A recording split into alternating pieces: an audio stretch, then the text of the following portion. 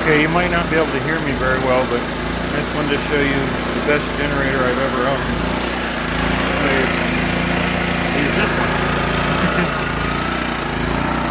This is the one my buddy who's going to LS Fest with me gave me, and it's definitely what you call an oldie but goodie.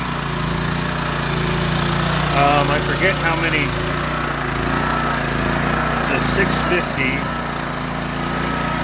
And I was running an air conditioner off of the 1000, and now I'm running the air conditioner off of the 650, and it's happy. This generator actually weighs about 3 times as much as that one, even though there's not that big a difference in size. But as you can see, there's more accessories I carry around for this one, because this one I can trust to start up every time on the second pull. No matter how long it's sat, no matter how cold it is or hot, it's just a really super reliable piece of equipment. This one here, I've had to rebuild the carburetor twice.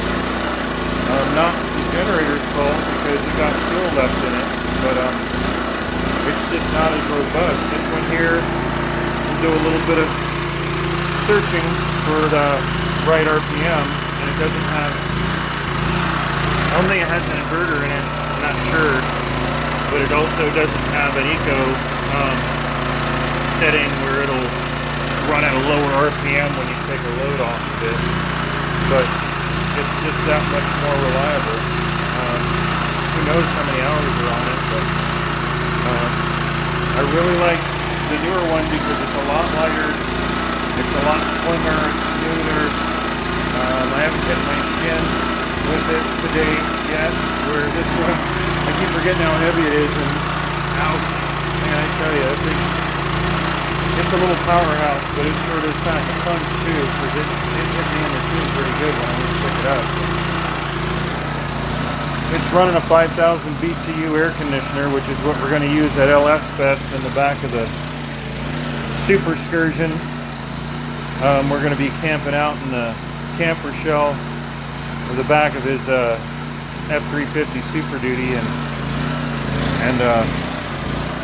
I'm torn whether I want to bring this one, but I decided, well, I'll go ahead and run it. I haven't run it in a while, and of course 2 pulls to start this one, and about 7 pulls to get this one started. This one definitely uses a little bit of fuel for its size.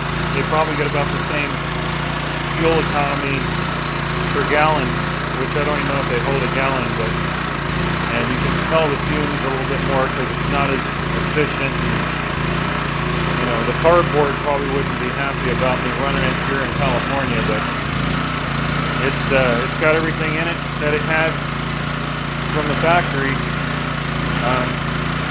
It might even have a little bit of the original oil left in it. I've changed the oil on a regular basis, and I know my buddy did, but that thing's a pain in the ass to get all the oil out of. But this one here is a little quicker and easier to change the oil. But they're both Hondas, and this one's got a super easy air cleaner to change. This one's kind of a pain in the butt. There's a lot of stuff on here that's just a little harder to work on. This one, the old one, is a lot easier. So it might not be going with us on the trip, but it's definitely worth its weight in gold, literally, even though it's heavier. So, but it's been running the air conditioner here. Granted, it's not that warm in here, but the air conditioner is definitely blowing out refrigerated air. I've got it set on high speed. It's on 7, and it's blowing a little bit of heat out the back, so that means it's working.